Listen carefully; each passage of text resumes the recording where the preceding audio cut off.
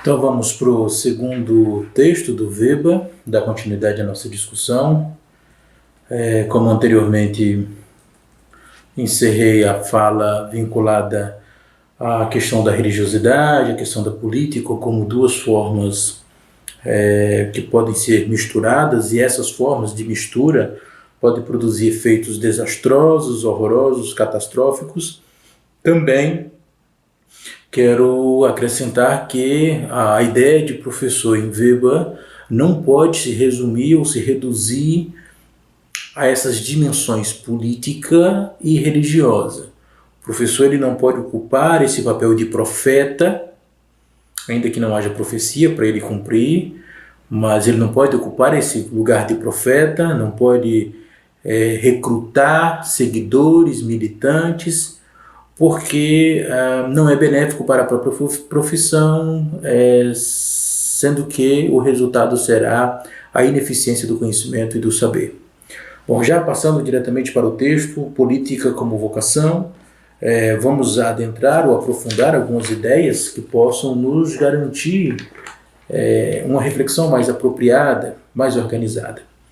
Bom, então vamos lá. Para Weber, nós temos aqui, no caso da política, nós temos duas maneiras de pensar a política, ou de pensarmos o homem político. Então, o homem político ele pode viver da política, assim como o homem político pode viver para a política. São duas dimensões que elas não possuem o seu fundo ou a sua natureza alienada uma à outra, mas elas podem, claro, serem ambíguas devido a relações econômicas. Bem, mas independente disso, antes de começar a falar dessa interferência do econômico, é preciso então mencionar que viver para a política transformar a política como um fim para a própria vida. Ou seja, existe no homem político que vive para a política, existe então neste homem uma finalidade que é a busca de uma causa, ou ele vive para uma causa e ele defende essa causa. Ele está num campo do que o Weber chamou de disponível.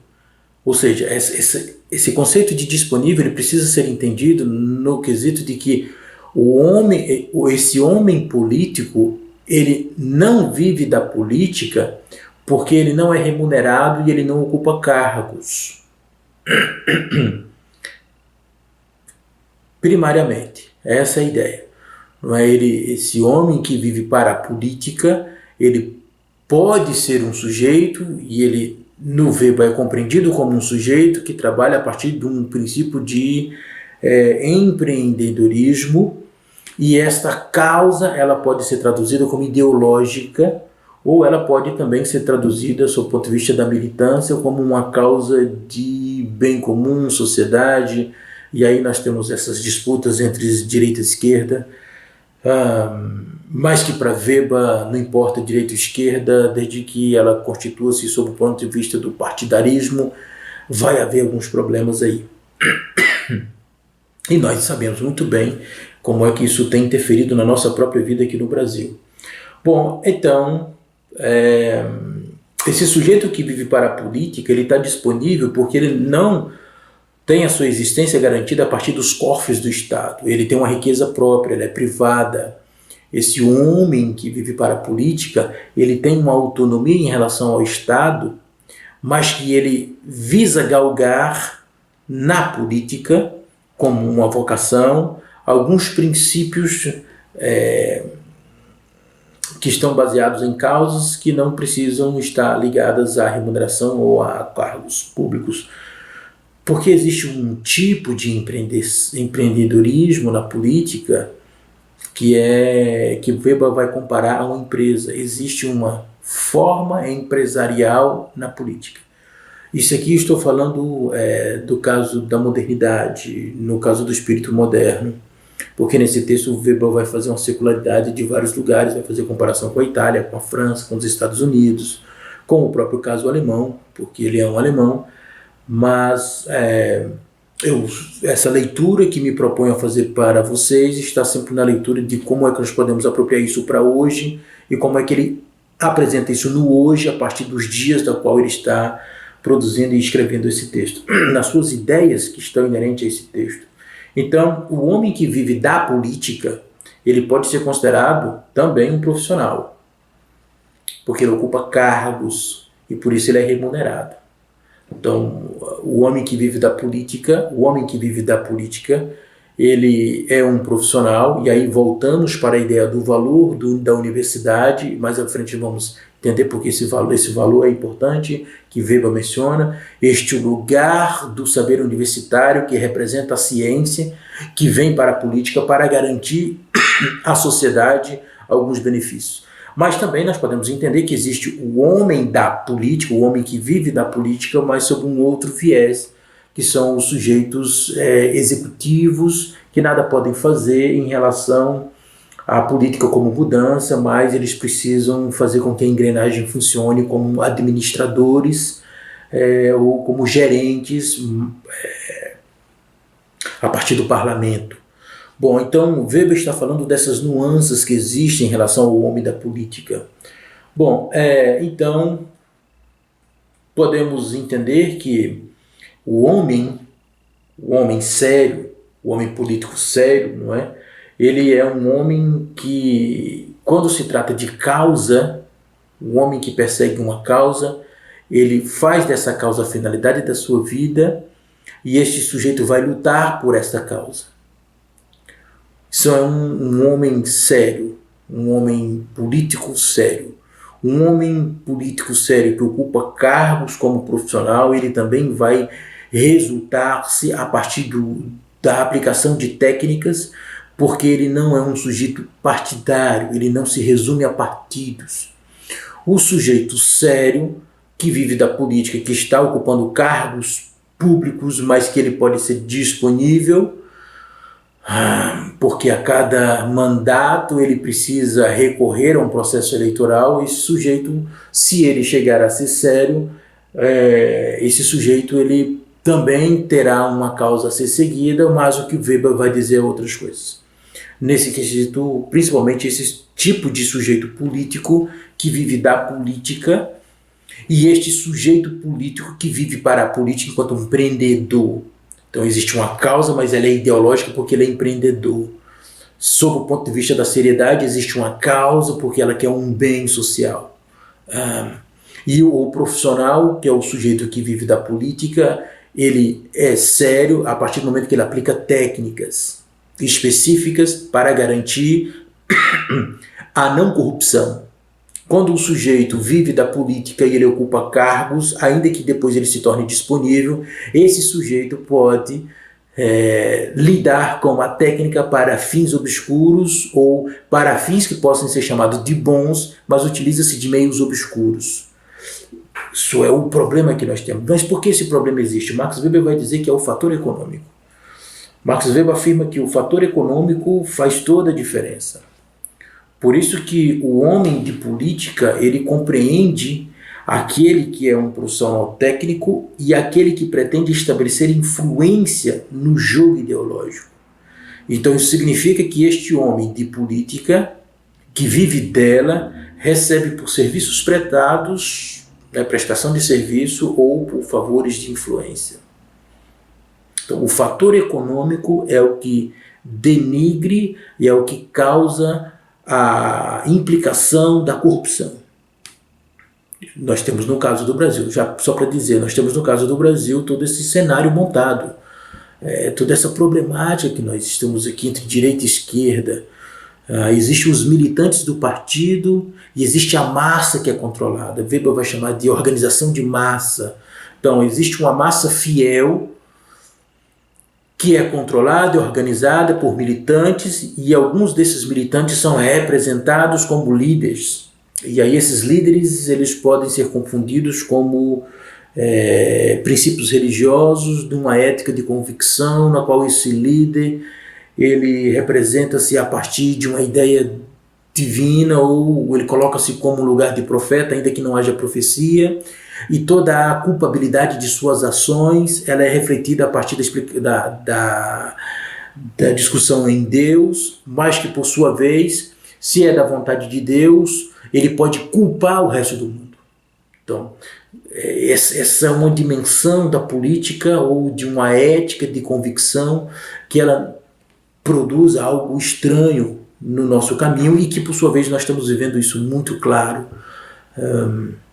Essa teologização da política em torno de um indivíduo enquanto líder, enquanto sujeito carismático, mas que isso produz extensão da própria corrupção. Isso é o que Weber vai falar. Então, quando nós vinculamos na política elementos de religiosidade ou de teologia como instrumentalização intelectual do religioso ou do espiritual, e aí nós temos uma proletarização do individual, do espiritual, nós geramos um caos na sociedade na qual não se consegue compreender essa relação lógica entre meios e fins, porque existe aqui no meio uma questão de profanação.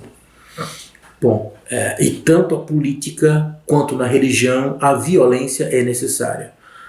Mas Weber explica depois por que isso, por que ele faz essa tal tipo de afirmação. Então, nesse sentido, no mundo moderno, existe na política o que eu já falei de empreendedorismo, ou seja, a política alimenta uma espécie de empresa, motivo que justifica a proliferação dos partidos. Ora, o Brasil é um clássico nesse sentido. Então, só no período de propaganda política partidária é que nós vamos descobrir que existem partidos Y ou Z, partidos que são inexpressíveis no campo do cenário nacional ou que não faz parte do nosso cotidiano. Nós não conseguimos entender a eficiência dessas representatividades, mas esses partidos existem para alimentar outros partidos. Então nós temos uma coalizão partidária. Nessa proporção é que o Weber vai falar que essa caracterização empresarial da política se dá pela proliferação de partidos, e esses partidos políticos eles possuem agentes especializados em recrutar militantes, ou seja, existe uma luta pelo poder. Não estamos, Weber não permite que nós pensamos que a proliferação de partido é para um bem comum, para um bem social. Não. A proliferação de partido e esse empreendedorismo da política está com uma finalidade específica, que é a luta pelo poder. Então, o poder justifica-se a partir de uma luta, e essa luta ela pode estar sempre num campo de teologização, um risco muito sério que nós corremos e nós vivemos atualmente, que é a teologização da política em torno de um salvador, de um líder. Isso não estou falando de um líder específico do lado de direita ou de um líder de esquerda. Eu estou falando que, para Weber, essa figuração de um líder, quando a ética é de convicção, ela vai caracterizar um tipo de animosidade, de constituição de inimigo que pode trazer o sentimento de vingança como algo justificável, ou um sentimento de punição, ódio. Vamos preservar o ódio, vamos preservar a repulsa, porque existe uma relação entre bem e mal, uma questão religiosa entre vida e morte. Então essa é uma dimensão da política na qual ela é muito deteriorável para o humano. Nós perdemos a dimensão da racionalidade quando a política está nesse campo da teologização, ou onde o Estado se mistura com a igreja. E aí o processo de violência social é sempre um processo justificável a partir de um discurso teológico, onde vai buscar dados de sentido a partir de representações metafísicas.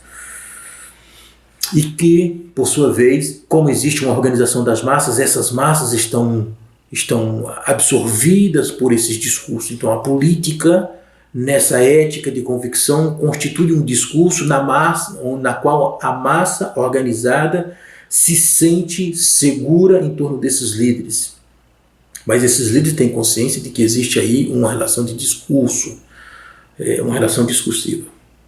Bom, então, veja, então nós temos nessa proliferação de partidos, nós temos então esses agentes especializados que recrutam militantes para esta luta do poder. Então a finalidade é se apropriar de bens públicos.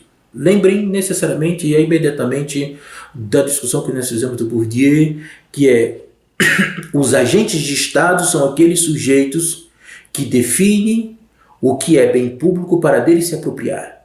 Então existe nas relações sociais, aqui um conceito marxista, então existe nessas relações de produção uma desigualdade de acesso aos bens públicos.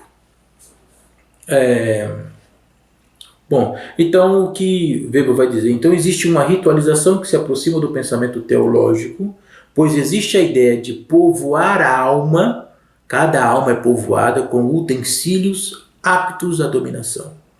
Então a espiritualidade, quando Weber vai chamar que existe uma proletarização do espiritual, é porque a teologização se tornou intelectual a ponto de que a alma precisa ser povoada por utensílios já dados como sentido. Ou seja, não precisa se buscar mais nada, tudo já está pré-estabelecido e ele precisa ser apreendido. Logo, o sujeito que está organizado enquanto massa, ele é povoado com utensílios, e esses utensílios garantem a mobília da casa.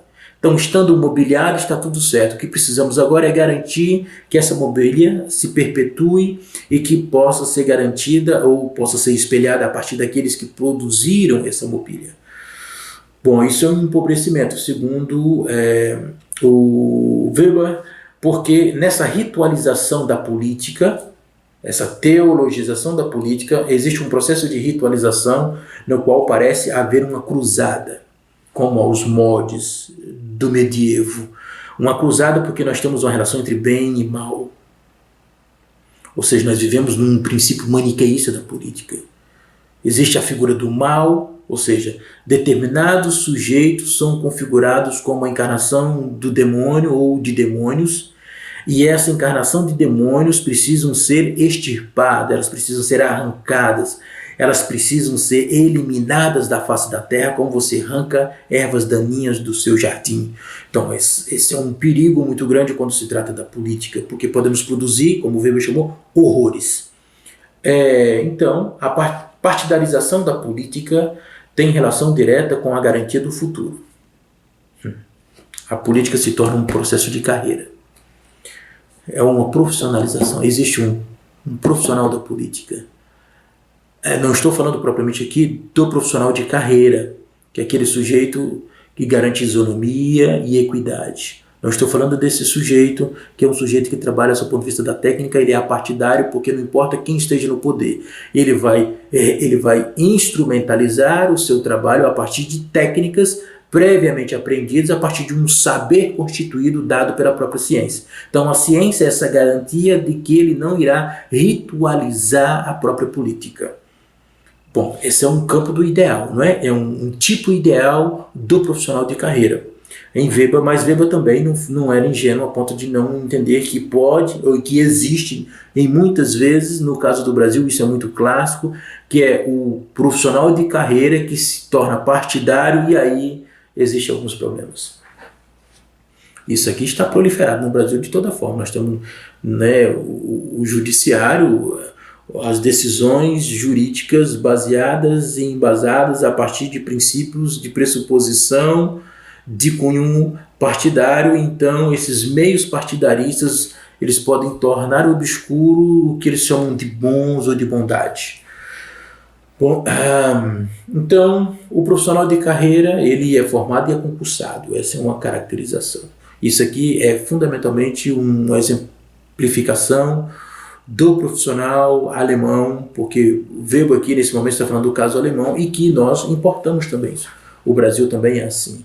Nós, tirando aqueles cargos nomeados que eles querem ser proliferados, né, e querem, pelo fato dessa isonomia que existe no servidor público, nessa garantia da aplicação da técnica, dessa apartidarização. Então, os líderes políticos ou o homem político, sob o ponto de vista dessa ética de convicção, essa ética de responsabilidade, mas de um caráter duvidoso, profano, eles atacam o servidor público porque eles querem garantir o processo de corrupção, não importa se é esquerda ou direita. Então o servidor público é aquele sujeito que tem uma característica de não disponibilidade, porque ele não cumpre mandato, ele cumpre o exercício da sua função, da sua carreira, até a sua aposentadoria. Então essa segurança do trabalho garante que ele reze e que ele cuide para que não haja corrupção. E como os interesses políticos eles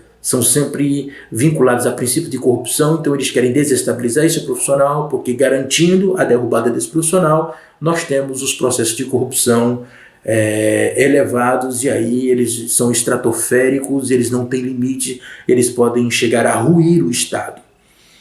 Bom, nos Estados Unidos aconteceu isso, o Weber colocou no texto dele, só que aí ele vai dizer como os Estados Unidos era uma nação jovem, cheia de recursos, com recursos infindáveis, então não quebrou. Mas chegou um momento em que a corrupção estava estratosférica. Bom, então esse sujeito concursado, ele não possui vocação política, porque sua função é regida pela técnica. Esse funcionário apartidário, ele tende a fiscalizar e coibir os excessos que se traduzem em corrupção e instabilidade social. Veja, Weber está falando que esse sujeito de carreira, esse profissional de carreira como um homem político, ele é decorrente de uma formação profissional universitária orientada pelo caráter da ciência. Então a sua tomada de escolha está sempre sob o ponto de vista de um conhecimento. Ele tem uma paixão pela política, que ela não pode ser explicada. Não existe o valor que se explique, porque é um acaso. Então ele tem essa paixão pela política, mas ele equilibra essa paixão com o conhecimento. Esse é o tipo ideal do profissional de carreira do qual o Weber está querendo falar. Então, sem o profissional de carreira, os processos de corrupção são extremados pelo desejo de poder, pelo poder. Então é o poder pelo poder.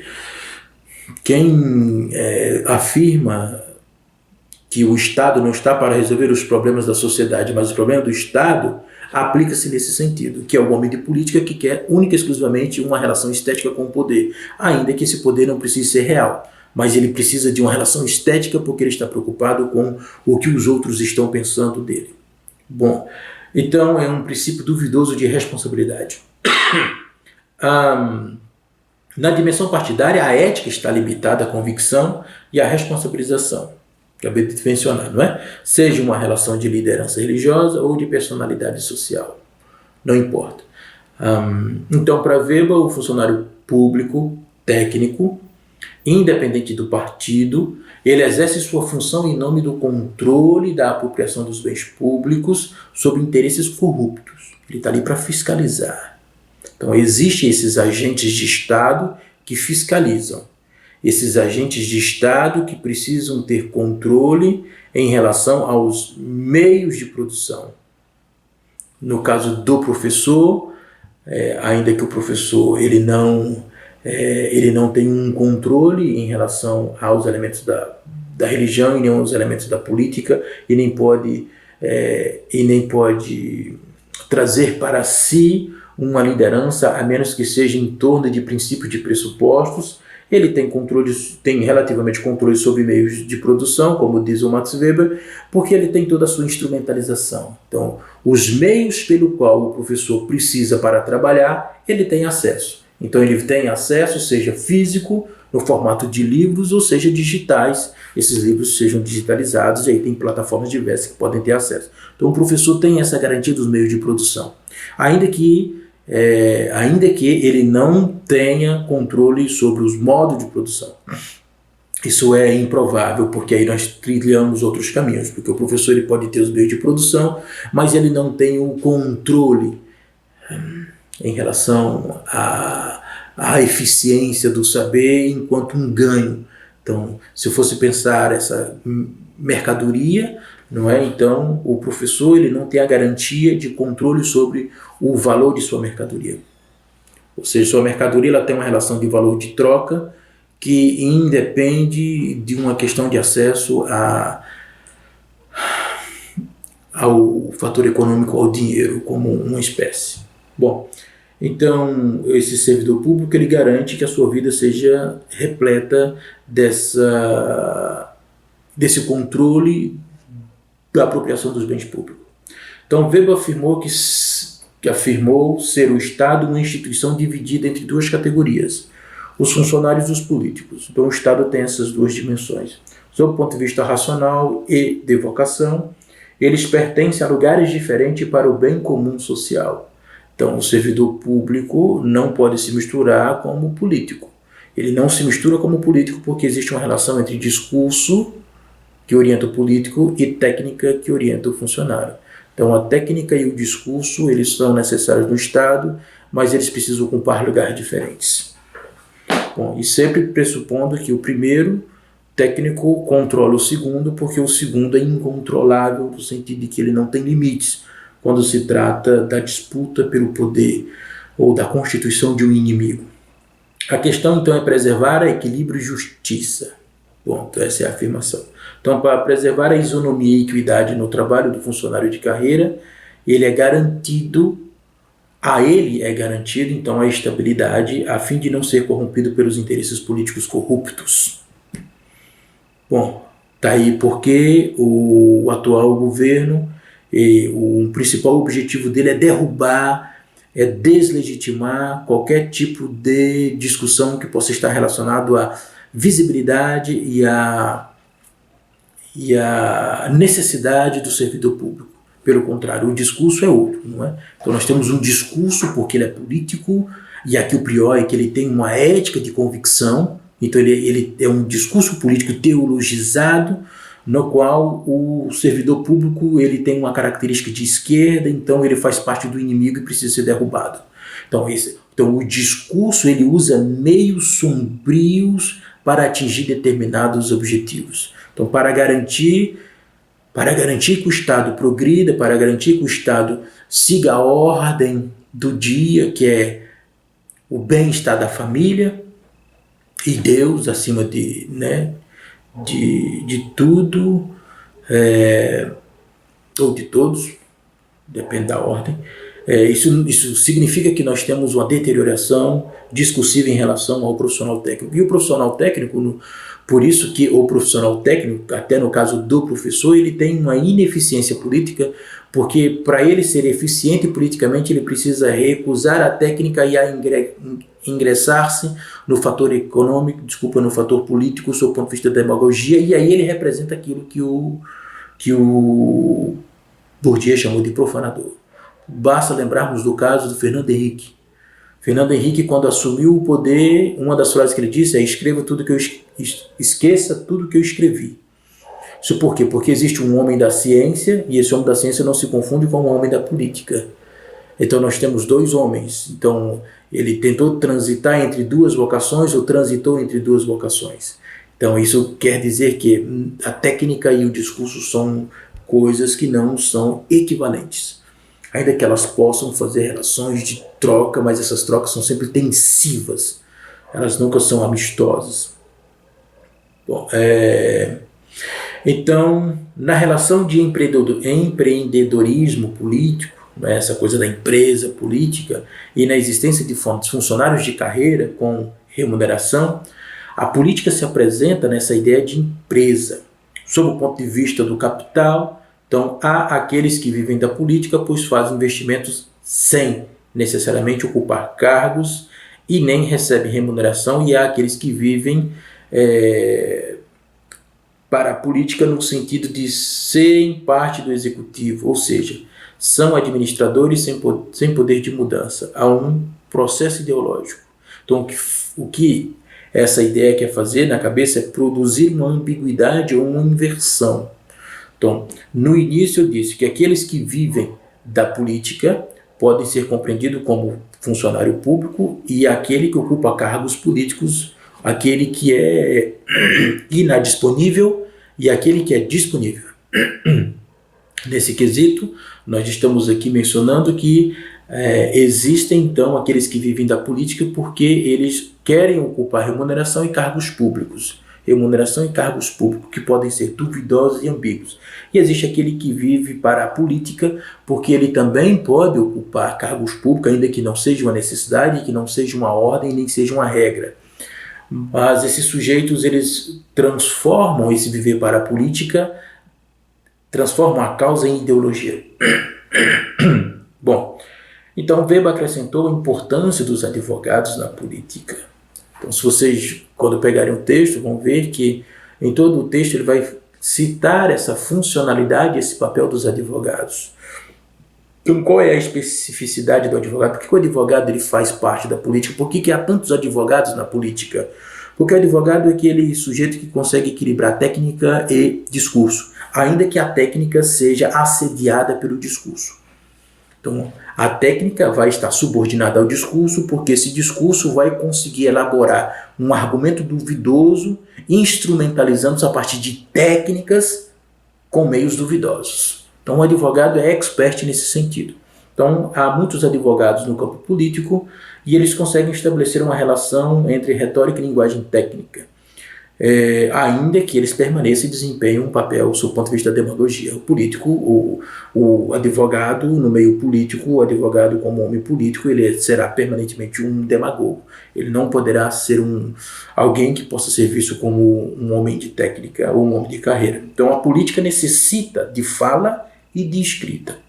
Então, assim, os advogados são mais eficientes porque eles defendem os seus contratantes e fundamentam o argumento do bom como finalidade, ainda que seus meios sejam sombrios. Então, os funcionários de carreira são ineficientes nesse sentido porque eles visam corresponder à pressuposição da técnica e não da demagogia. E o advogado não tem esse tipo de interesse, né? O advogado ele tem uma ética, e é uma ética que não respeita nem responsabilização e nem causa. Ele não é nem responsabilizado e nem detém uma causa. Ele é unicamente adepto ao ganho, à apropriação material. Essa é a afirmação que o Weber está falando, e por isso que existem tantos advogados no mundo da política. Então, o funcionário incomoda o político, porque ele não depende dele. Então, o funcionário de carreira não depende do político, então ele vai incomodar o político. Então, como ele incomoda, então alguns cargos que podem ser de indicação, o político vai fazer questão de indicar alguém que seja de sua ideologia ou de sua predisposição partidária para que possa isolar o servidor público técnico. Então, quando o servidor público técnico não é partidário, ele incomoda o político tem condição de, na nomeação de cargos e distribuição de empregos, isolar o servidor.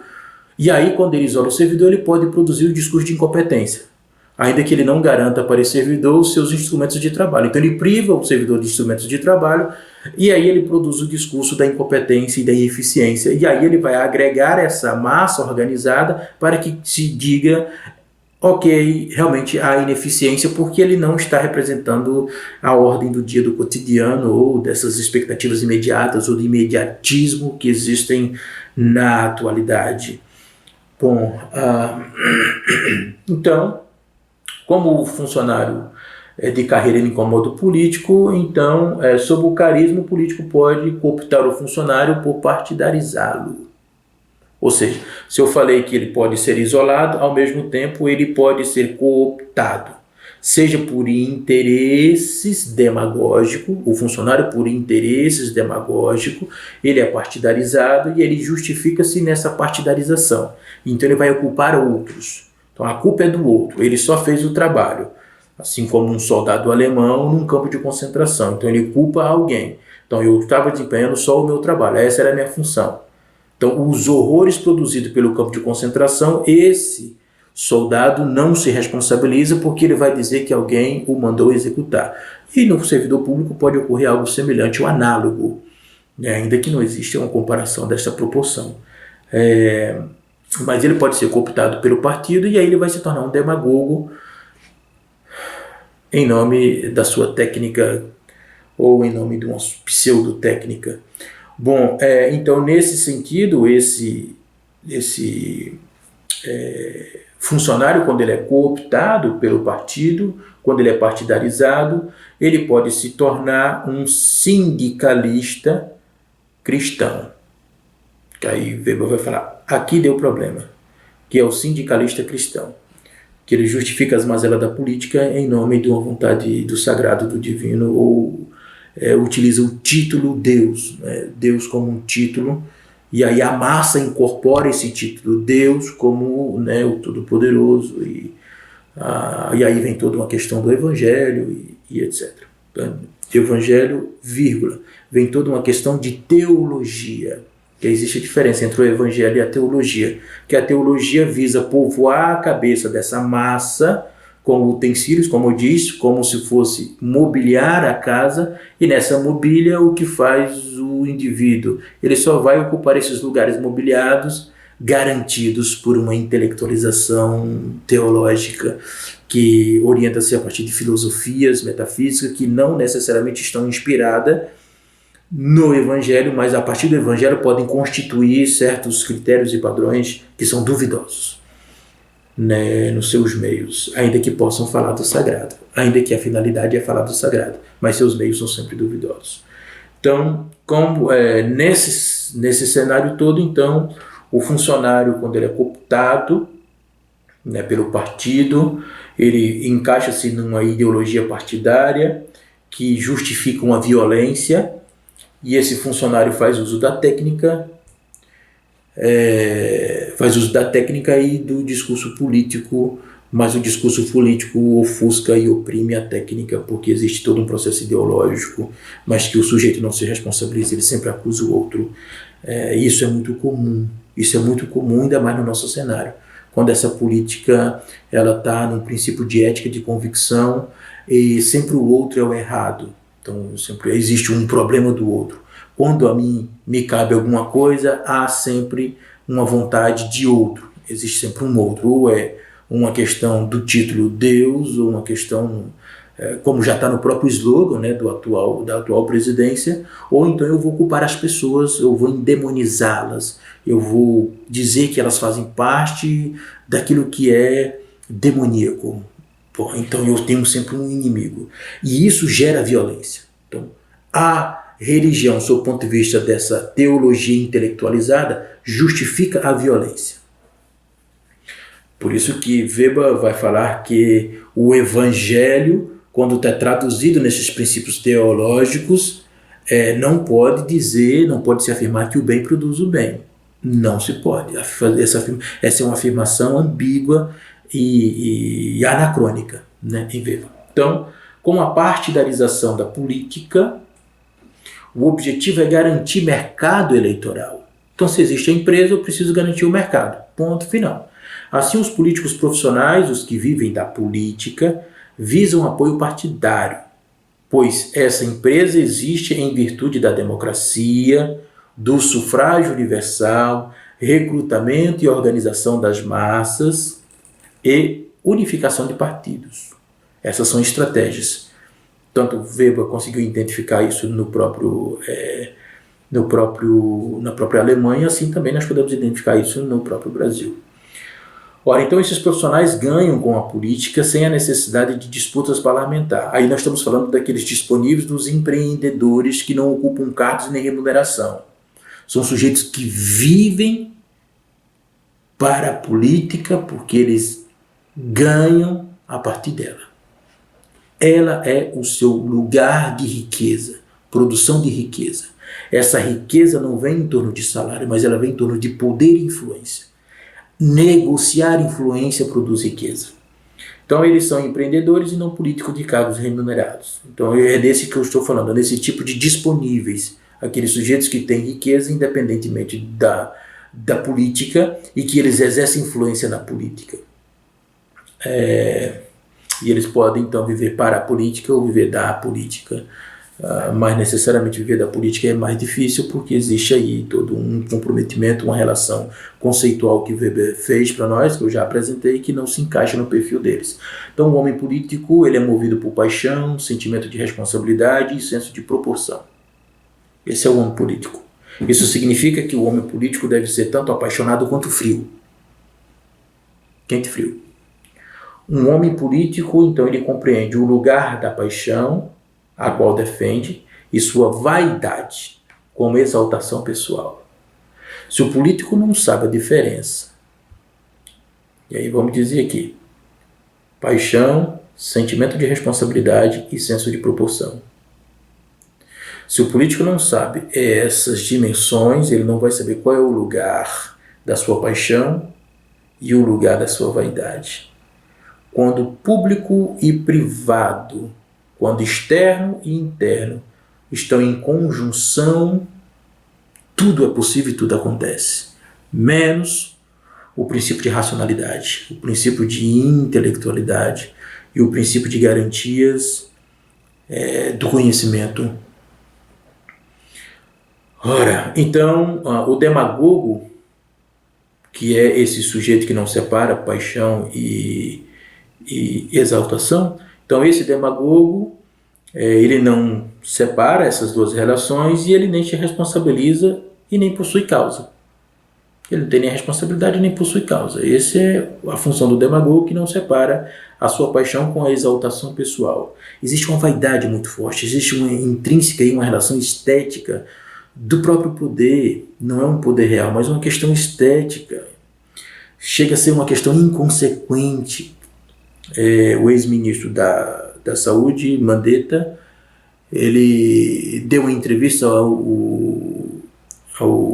à Globo News, na qual ele faz menção, em alguns trechos da sua entrevista, ele faz esse tipo de classificação à atual presidência da República, na qual ele descreve esse comportamento quando nós temos aqui uma confirmação dessa infecção, né, desse vírus que está aí, da Covid-19. Então ele quer dizer que a segurança social está no ponto de que precisa dizer devagar, com muita vagarosidade para o atual presidente, essa responsabilidade. Então significa que nós estamos tendo aqui uma discussão na qual esse ex-ministro da Saúde está caracterizando que esse atual presidente ele não sabe a diferença entre a paixão e a sua própria responsabilização. Se ele não sabe essa responsabilização como exaltação da vaidade e é tudo aquilo que está envolvido ou imbricado nisso, então ele é um sujeito inconsequente.